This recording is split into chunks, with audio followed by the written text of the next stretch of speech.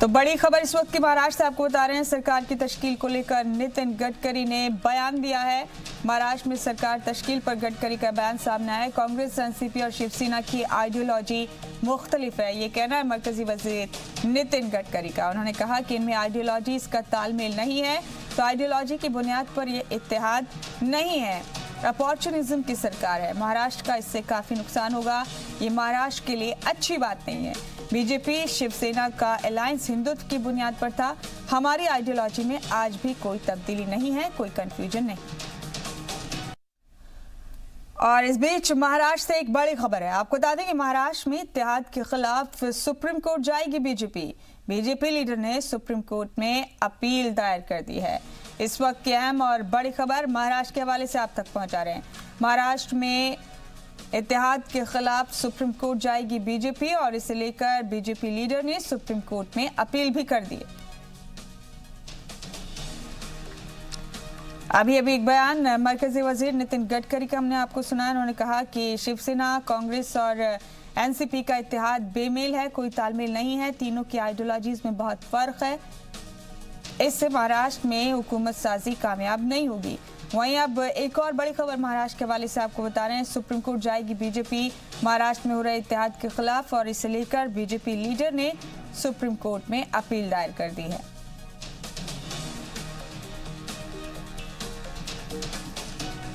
हुकूमत साजी अभी तक नहीं हो पाई है महाराष्ट्र में और इस बीच तमाम सियासी दांवपेच चले जा रहे हैं। इधर उधर से तमाम उतार चढ़ाव भी देखने को मिल रहे हैं और अब बड़ी खबर यह है कि महाराष्ट्र में इत्तेहाद के खिलाफ बीजेपी सुप्रीम कोर्ट जाएगी और इसी को लेकर एक बीजेपी लीडर ने सुप्रीम कोर्ट में अपील भी दायर कर दी है।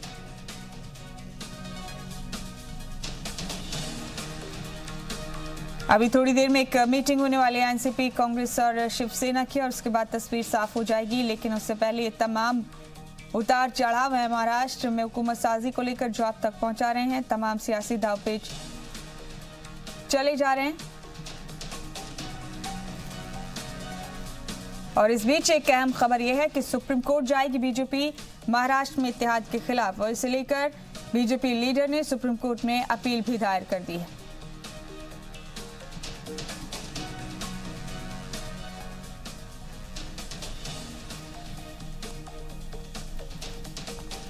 महाराष्ट्र में इत्तेहाद के खिलाफ सुप्रीम कोर्ट पहुंचने वाली है बीजेपी, इसे लेकर बीजेपी लीडर ने अपील दायर कर दी है सुप्रीम कोर्ट में।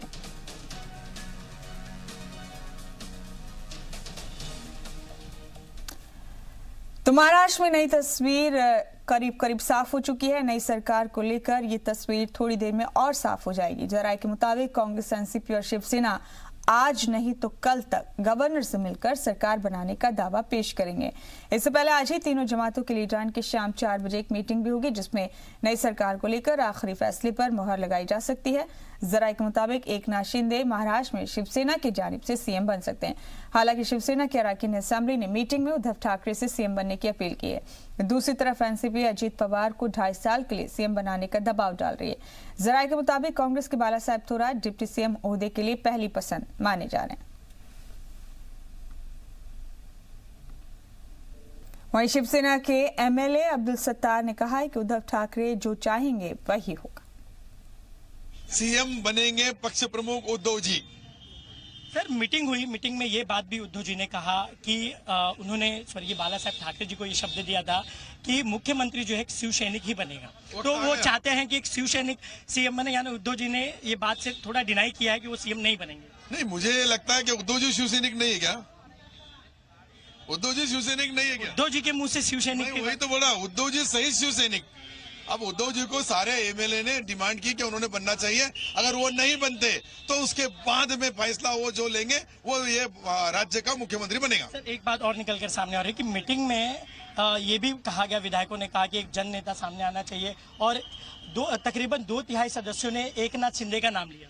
देखो, किसी ने भी ऐसा नाम नहीं लिया, एक ही नाम लिया गया है वहाँ और वो नाम है उद्धव जी। अब उद्धव जी जिसको चाहेंगे उसको बनाएंगे। सब पूरा अधिकार हमारे जितने भी एमएलए हैं, जितने आमदार हैं, ये सबों ने, पूरे विधायकों ने एक मुखी ठहराव लिया कि जो उद्धव जी फैसला लेंगे वो अंतिम होगा। खबर अब दिल्ली से। दिल्ली वालों को अगले 24 घंटों में आलूदगी से राहत मिल सकती है। महकमा मौसमियात ने इम्कान जताया है कि शनिचर को दिल्ली और आसपास के इलाकों में तेज हवाओं के चलने से लोगों को आलूदगी से थोड़ी राहत मिल सकती है। हालांकि आज मुसलसल 5वें दिन दिल्ली वालों को आलूदगी की वजह से सांस लेने में परेशानी का सामना करना पड़ा। आज दिल्ली की औसत एयर क्वालिटी इंडेक्स 355 दर्ज किया गया, जो कल के मुकाबले ज्यादा है। दिल्ली में सबसे ज्यादा AQI मथुरा रोड इलाके में 378 दर्ज की गई। दारुल हुकूमत सिटी गाजियाबाद में AQI 414 रिकॉर्ड किया गया। वज़ीर आला अरविंद केजरीवाल ने माना है कि अभी दिल्ली के 1025 इलाकों में अभी भी गंदा पानी आता है, जबकि पहले उन्होंने दिल्ली में खराब पानी की रिपोर्ट पर सवाल उठाए थे। केजरीवाल ने कहा कि वो पानी को लेकर कोई सियासत नहीं करना चाहते, क्योंकि इससे दिल्ली के लोगों का कोई सरोकार नहीं है। दिल्ली बीजेपी ने कल सीएम केजरीवाल के खिलाफ एहतजाज किया और दावा किया कि दिल्ली के कई इलाकों में आज भी गंदे पानी की सप्लाई हो रही है। मरकजी वजीर रामविलास पासवान ने भी दिल्ली में पानी की क्वालिटी पर केजरीवाल से सवाल पूछे थे। देखिए, मैं पानी के ऊपर राजनीति नहीं करना चाहता। इनमें से किसी को भी दिल्ली के पानी से कोई सरोकार नहीं है। केवल पानी को लेके गंदी राजनीति की जा रही है। मेरा आप लोगों के माध्यम से एक ही निवेदन है, अगर कहीं गंदा पानी आ रहा है आप हमें बताइए, हम ठीक करा देंगे। मेरा ऑब्जेक्टिव दिल्ली के लोगों को साफ सुथरा पानी पहुंचाने का है। ये तू मैं में और राजनीति में मेरा कोई इंटरेस्ट नहीं है। ऐसे इलाके थे जहां पे गंदा पानी आया करता था। आज 125 से कम इलाके बच गए हैं दिल्ली में जहां पे अभी गंदे पानी की शिकायत है। हम कोशिश कर रहे हैं, हमने 2300 से घटा के 125 पे ले आए हैं। और दिल्ली सरकार के वजीर राजेंद्र पाल गौतम हिंदू देवताओं को लेकर किए गए अपने ट्वीट को लेकर तनाज़े में घिर गए। राजेंद्र पाल गौतम ने ट्वीट करते हुए लिखा कि अगर ये बात साबित है कि भगवान राम और कृष्ण आबा व अजदाद हैं, तो इन्हें तारीख में क्यों नहीं पढ़ाया जाता। आबा व अजदाद की तारीख होती है, जबकि इनकी कोई मुस्तनद तारीख नहीं है। राजेंद्र पाल गौतम ने दावा किया कि ये सब अफसाने और कहानियां हैं, तारीख ही नहीं। हालांकि ट्वीट पर तनाज़ा होने के बाद राजेंद्र पाल गौतम ने अपना मुतनाज़ा ट्वीट सोशल मीडिया से हटाते हुए ट्विटर हैंडल के हैक होने की बात भी कही। राजेंद्र पाल गौतम ने कहा कि इंतखाबी माहौल में उनका ट्विटर अकाउंट हैक कर किसी ने उनके खिलाफ साजिश की है और वो उसे लेकर पुलिस के पास शिकायत दर्ज करवाएंगे। इस तरह के ट्वीट करने का मतलब है कि मेरे ट्विटर हैंडल का या तो किसी ने गलत इस्तेमाल किया है या ये हैक हुआ है, और इसमें जो भी कार्रवाई हो सकती है, जो तरीके रास्ते मिल सकते हैं इस कार्रवाई के, वो मैं करूंगा। Uttar Pradesh state law commission ने सूबे में मजहबी तब्दीली के वाकयात रोकने के लिए कानून बनाने की सिफारिश की है। स्टेट लॉ कमीशन की रिपोर्ट में कई चौंकाने वाली बातें कही गई हैं। यूपी स्टेट लॉ कमीशन के चेयरमैन जस्टिस आदित्यनाथ मित्तल और सेक्रेटरी सपना त्रिपाठी ने सीएम योगी को सौंपी रिपोर्ट में लिखा है कि यूपी में भी बड़े पैमाने पर जबरन मजहब तब्दीली के मामला सामने आ रहे हैं और इसे रोकना बेहद जरूरी है, जिसका कारगर तरीका मजहब तब्दीली के खिलाफ कानून बनाना है। अब सवाल यह है कि क्या योगी सरकार इसे लेकर कानून बनाएगी। देखिए, हमारे संविधान में धर्म की स्वतंत्रता निहित है, परंतु कुछ समुदाय ऐसे हैं कि जो लोगों को बरगला करके, उनको प्रलोभन दे करके, उनको भय दिखा करके धर्मांतरण करा रहे हैं, और उत्तर प्रदेश में भी इस प्रकार की घटनाएं हो रही हैं। हमने अपनी रिपोर्ट में उनकी पेपर कटिंग्स का और न्यूज़ कटिंग्स का हवाला दिया है। इसके अलावा मैं बताना चाहूँगा कि भारत के करीब 10 राज्यों ने इस विषय पर कानून बना रखा है। और इस बीच बड़ी खबर इस वक्त की महाराष्ट्र से। महाराष्ट्र में सरकार बनाने के लिए मीटिंग चल रही है। वर्ली के नेहरू सेंटर में कांग्रेस, एनसीपी और शिवसेना तीनों की मीटिंग चल रही है। शरद पवार, एकनाथ शिंदे और संजय राउत इस मीटिंग में मौजूद। जैसे कि हमने आपको बताया था कि 4 बजे के आसपास एक अहम मीटिंग होने वाली है कांग्रेस, एनसीपी और शिवसेना के बीच। तो मीटिंग शुरू हो चुकी है। इस मीटिंग में तीनों पार्टियों के बड़े लीडरान शामिल हैं। वर्ली के नेहरू सेंटर में मीटिंग चल रही है। तीनों पार्टियों की इस मीटिंग में अहम फैसला हुकूमत साजी को लेकर होने वाला है। एनसीपी के सदस्य शरद पवार, कांग्रेस के सीनियर लीडर एकनाथ शिंदे और शिवसेना के सीनियर लीडर संजय राउत इस मीटिंग में मौजूद हैं। चलिए बढ़ते बुलेटिन में आगे। हम अक्सर ये सुनते हैं कि असली हिंदुस्तान गांव में बसता है, क्योंकि ये गांव ही हिंदुस्तान की रीढ़ है। लेकिन क्या ये रीढ़ मजबूत है? आपको महाराजगंज के एक गांव की तस्वीर दिखाते हैं। मकामी लोग बरसों से एक पुल के लिए तरस रहे थे। इसका मतलब ये मत समझिए कि जिम्मेदार महकमे ने पुल बना दिया, बल्कि मकामी लोगों ने किसी तरह लकड़ी का जुगाड़ी पुल बनाकर सिस्टम को आईना दिखाया। ये रिपोर्ट देखिए जरा।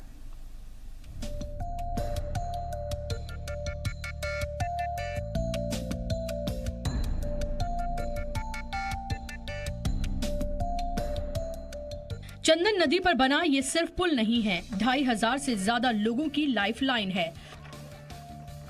रोजमर्रा की जिंदगी इसी पुल के सहारे आगे बढ़ती है। स्कूल, अस्पताल, बाजार, रोजगार, सबका रास्ता यहीं से होकर गुजरता है। ये पुल नहीं तो समझिए कि लोग 25 किलोमीटर के लंबे फेर में फंसे। इतना सब सुनकर, इतना सब देखकर कोई भी समझ जाए कि ये पुल मकामी लोगों के लिए कितना जरूरी है।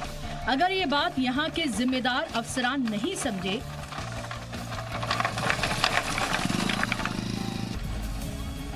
तब मकामी लोग गुहार लगाकर थक गए, मिन्नतें कर करके उनकी एड़ियां घिस गई, तो फिर उन्होंने अपनी उम्मीदों का पुल बनाने का इरादा किया। लोगों ने आपसी ताउन से बांस बल्लियां इकट्ठा की और खुद पुल तैयार कर लिया। हम लोग आपस में गांव वाले मिलके श्रमदान करके ये जो है पुल निर्माण किए हैं, और आगे अगर ये पुलिया निर्माण नहीं होगी पक्की तो हम लोग फिर से जिला तहसील मुख्यालय पे बड़ा जन आंदोलन करेंगे। निचलौल तहसील के बकुलडीहा गांव के लोगों को 25 किलोमीटर का लंबा चक्कर काटने से राहत मिल गई। पुल न होने से लोगों को सबसे ज्यादा परेशानी तब आती थी जब कोई बीमार होता था। एक तो इमरजेंसी, ऊपर से कच्चे रास्ते से 25 किलोमीटर का चक्कर लगाना पड़ता था। यही नहीं, पुल बनने से बच्चों का स्कूल आना जाना भी आसान हो गया है। पहले बच्चों को कितनी मुसीबत होती थी, जरा सुनिए। पूरा कीचड़ कीचड़ रहता है, जा नहीं पाते हैं। पूरा चंदन घाट पर नदी पर पुल बन जाएगा तो हम जाएंगे ना। ये पुल बनने से खासतौर से खवातीन काफी खुश हैं, क्योंकि गांव में नई दुल्हन आती थी तो रास्ते में मुसीबतें बाएं फैलाए खड़ी रहती थी। लेकिन अब पुल बनने से गांव तक बारात पहुंचनी भी आसान हो गई है। हालांकि लोग ये भी समझ रहे हैं कि ये मुस्तकिल हल नहीं है। बांस बल्ली के सहारे बना ये पुल कितना चलेगा? ऐसे में लोग चाहते हैं कि कम से कम अब तो जिम्मेदार अफसरान ख्वाब गफलत से बेदार होकर इस जानिब तवज्जो दें और अगली बरसात आने से पहले पुल को पक्का बना दें।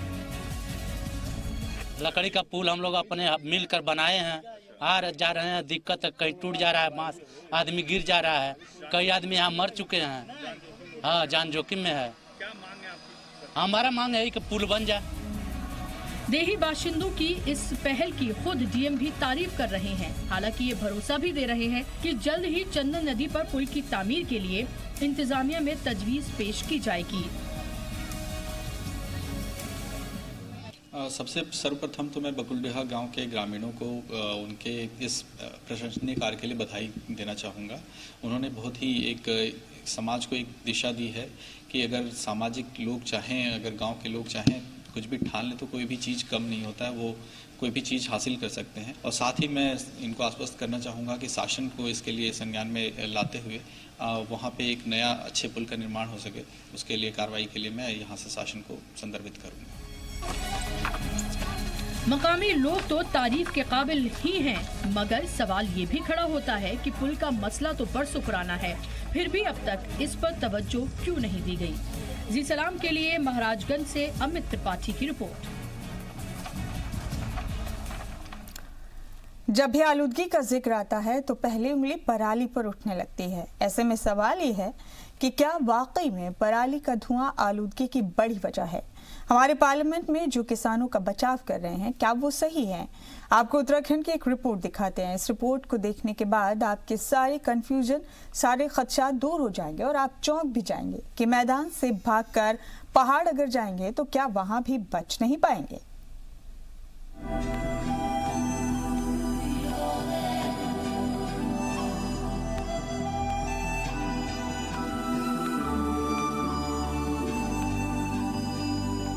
कौन नहीं चाहता उत्तराखंड के इन हरी भरी वादियों का दीदार करे, खासतौर से तब जब महानगर और बड़े शहर जानलेवा आलूदगी की चपेट में हों। तब तो बचने का एक ही रास्ता नजर आता है, पहाड़ की सैर।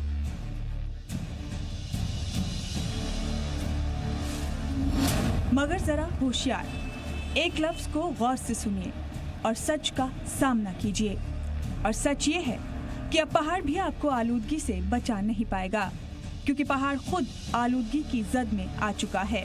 एक सर्वे के दौरान जब गांव में चूल्हा जलाने वाले घरों में PM 2.5 की सतह की जांच की गई तो ये 900 के पार निकला, जबकि हल्द्वानी जैसे शहर में PM 2.5 की सतह औसतन रोजाना 270 से 300 के बीच जा रही है।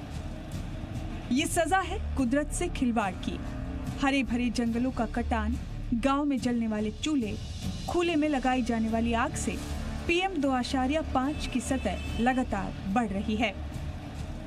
जो भी हमारी माताएं बहनें हैं जो घरों में चूल्हे पे काम कर रही हैं, जो चूल्हे के बिल्कुल सामने है, वो जो PM 2.5 लेवल है वो हमारे मीटरों से एक्सीड करता है, 999 से ज़्यादा है। और उस घर के अंदर पर्टिकुलर गांव की किचन का जो PM 2.5 लेवल है वो 500 के आसपास रहता है। बुजुर्ग महिलाएं हैं या जिन्होंने चूल्हे के ऊपर काम किया है, जो अभी भी चूल्हे पे काम कर रही हैं, उनके लंग फंक्शन टेस्ट में उनके लंग काम नहीं करते, उनको जो है फेफड़े से, सांस से रिलेटेड बीमारी रहती है। हिंदुस्तान में PM 2.5 का पैमाना 50 है, लेकिन हकीकत ये है कि हल्द्वानी से ऊपर पहाड़ी इलाकों में PM 2.5 की सतह 50 से ऊपर है। चूल्हों में काम करने वाली खवातीन दमा, TB, एलर्जी की जद में हैं और कई तो अपनी जान गंवा चुकी हैं। नैनीताल जिले में आलूदगी का सर्वे हरे भरे जंगलों के बीच बसे कई गांवों में किया गया। इसके अलावा हल्द्वानी टचिंग ग्राउंड, गोलापार और दीगर साफ सुथरी जगहों पर भी आलूदगी की जांच की गई तो आदादो शुमार चौंकाने वाले निकले। में जलन और धुआं, आंखों से आंसू आना और एकदम से दम घुट जाना। हम गैस में बनाते हैं। और चूल्हे का कितना यूज होता है? चूल्हे का केवल 2 घंटा होता है सुबह को। शाम को तो आग जलाते नहीं है, हम गैस में बनाते। सुबह को नहाने के लिए पानी गर्म करते हैं, तब 2 घंटा जलाते हैं। माहिरीन के मुताबिक हालात बेहद ही अफसोसनाक हैं। रोज हो रहे कंस्ट्रक्शन, रोजाना बन रही नई सड़कों से धूल की परतें पेड़ पौधों पर जम रही हैं। ऑक्सीजन बहुत कम रिलीज हो पा रही है। यही नहीं, हल्द्वानी के अंदर गौला नदी में हो रही कानकनी और गांव के नजदीक बड़े पैमाने पर जलते चूल्हे से निकलने वाले धुएं से आबो हवा बड़े पैमाने पर मुतासिर हो रहे हैं। आपने इतने टाइप के पोल्यूशन उनके सामने खड़े कर दिए। इवन रोड साइड की जो कटिंग है उससे उड़ने वाली धूल ने पौधों के ऊपर परत बना दी है। वो कहाँ से कंज्यूम करेंगे, कहाँ से वो उसकी फोटोसिंथेटिक लेयर बनेगी, कहाँ से फोटोसिंथेसिस होने के बाद ऑक्सीजन लिबरेट करेगी। तो ये आपकी हल्द्वानी की बात पता, गौला नदी में कितना खनन होता है, कितनी रोडें यहाँ पर बन रही हैं, कितनी हाईवेज बन रहे हैं। तो उनमें उड़ने वाले धूल, उससे होने वाला पोल्यूशन वो जरूर पेड़ पौधों को नुकसान पहुंचा रहा है। स्टेज तो नहीं है क्योंकि सेफ जोन ही 100 तक है, लेकिन हम उस 100 जोन को क्रॉस कर रहे हैं, तो वो थोड़ा चिंता का विषय है। पहाड़ की हवा में आलूदगी के बढ़ने का मतलब यही है कि ये खतरे का आखिरी अलार्म है। जब हरी भरी वादियां भी जहरीली हो रही हैं, तो ये वक्त चर्चा का अब कतई नहीं है। जो कुछ बचा है उसे भी नहीं बचाया, फौरन एक्शन नहीं लिया, सख्त फैसले नहीं लिए, तो वो दिन दूर नहीं जब बचने बचाने के लिए कुछ नहीं बचेगा। ब्यूरो रिपोर्ट, जी मीडिया। को शुमाली 24 परगना के हारबा में एक रैली को खिताब करते हुए तृणमूल MP नुसरत जहां ने NRC को लेकर लोगों से कहा कि जो लोग आपको डरा रहे हैं उन्हें झाड़ू मारकर भगाइए। हमारे बंगाल के जमीन में NRC नहीं होने देंगे। आप लोग अपने दिल से डर निकाल दें। जो लोग आपको डरा रहे हैं उनको कैसे विदाई देनी है वो आप अच्छी तरह से जानते हैं।